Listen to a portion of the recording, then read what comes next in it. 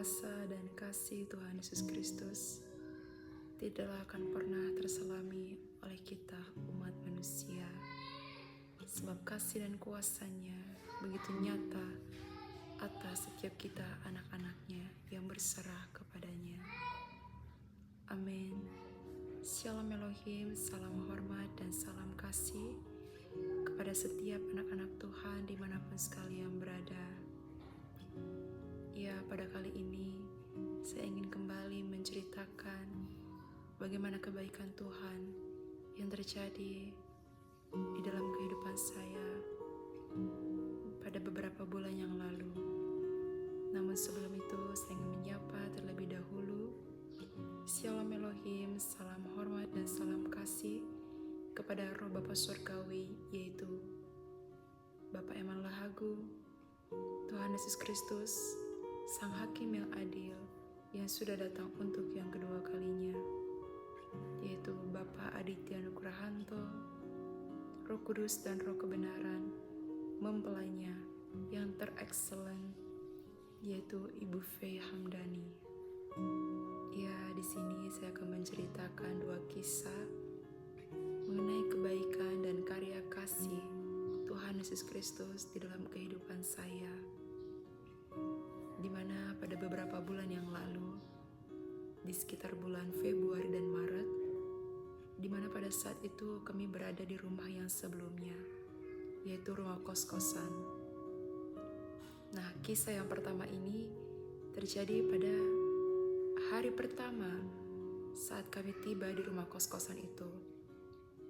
Nah, pada saat kami memasuki rumah itu, mama saya itu mengatakan ya, bahwa beliau lupa membawa jarum pentul. Nah, saat itu kami cukuplah membutuhkan satu jarum pentul. Nah, lalu pada saat itu ya, memang barang-barang kami sudah diturunkan dari mobil pick up, namun kami belum meletakkan dan menatanya dalam setiap bilik-bilik ruangan. Lalu entah mengapa saat kami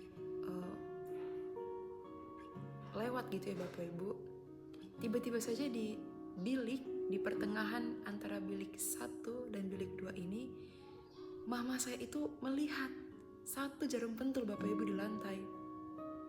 Nah, di situ kami bingung Bapak Ibu, kok bisa ada gitu jarum pentul itu ya? Karena karena sebelumnya Bapak Ibu, pemilik rumah dari kos-kosan ini memang dia itu mengatakan sebelum kedatangan kami, ibu kos-kosan ini sudah membersihkan atau mengepel rumah itu gitu ya. Nah, lalu di situ kami terkhususnya mama saya itu betul-betul tersontak ya, dan mengucap syukur akan kebaikan Tuhan. Nah, itulah kisah pertama sekali saat kami menginjakan kaki di rumah kos-kosan itu, yang tidak tersalami oleh pikiran kami, tapi Tuhan menyediakan Bapak Ibu barang yang sungguh kecil ya, jarum pentul, tapi Tuhan sediakan. Lalu kisah yang kedua ini terjadi setelah kami menetap cukup lama di situ ya.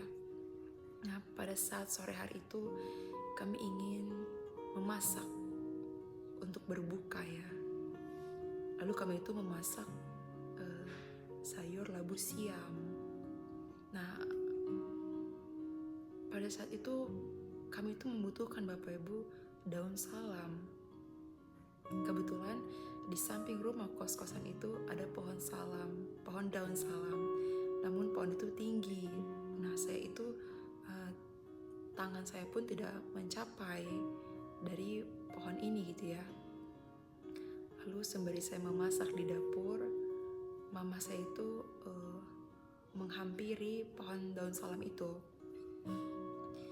Lalu mama saya pun tidak dapat mencapainya dan tidak juga menemukan kayu. Tidak ada kayu Bapak Ibu pada saat itu ya. Lalu setelah mama saya meninggalkan pohon itu, sesampainya di pintu dapur Bapak Ibu, tiba-tiba mama saya tuh mendengar ada yang jatuh. ada memang di pohon daun salam itu ada batang yang sudah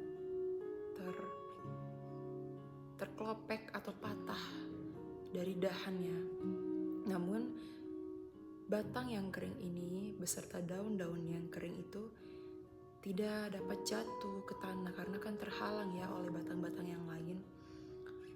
Lalu sontak mama saya itu melihat Bapak Ibu membalikkan badannya, dan batang yang berisikan daun salam yang sudah kering itu dia itu akhirnya seperti menggantung Bapak Ibu, menggantung. Akhirnya mama saya itu menghampiri Bapak Ibu, menghampiri pohon itu. Nah, pada saat memang mama saya itu menghampiri pohon itu ya, sebelum dahan ini jatuh, mama saya itu kan kembali ke dapur, dan memang ada angin Bapak Ibu, ada angin yang lewat menjatuhkan. Jadi dahan ini jatuh oleh karena angin yang seliweran lewat gitu. Nah, disitulah kami mengucapkan bahwa itu adalah kuasa dan karya Tuhan Bapak Ibu yang menolong kami pada saat itu. Memang pada saat itu ya tanpa daun salam pun kami akan makan dengan sayur itu. Namun inilah Bapak Ibu, hal yang kecil, perkara yang kecil Tuhan sediakan. Dan itu menjadi suatu proses iman ya. Saya mengambil itu sebagai proses iman, bahwa dalam perkara yang kecil pun yang kita rasa kita mampu gitu ya Bapak Ibu, namun Tuhan turut bekerja. Nah, haleluya, praise the Lord Bapak Ibu. Itulah karya kasih Tuhan yang tidak terselami oleh pikiran saya secara pribadi. Apalagi saya ini Bapak Ibu orangnya ya seringkali ya mengecewakan Tuhan oleh karena tidak selalu mengenalkan Tuhan dalam segala situasi. Ya maunya instan saja. Dan itulah di saat kita mau melangkah dan berkomitmen mau mengikut Tuhan, maka Tuhanlah yang menyediakannya. Inilah Bapak Ibu kesaksian saya akan kebaikan dan karya kasih Tuhan Yesus Kristus yang kiranya boleh senantiasa menjadi saluran berkat, sukacita, dan membangkitkan setiap hati dan roh kita. Amin, haleluya. Tuhan Yesus memberkati. Shalom.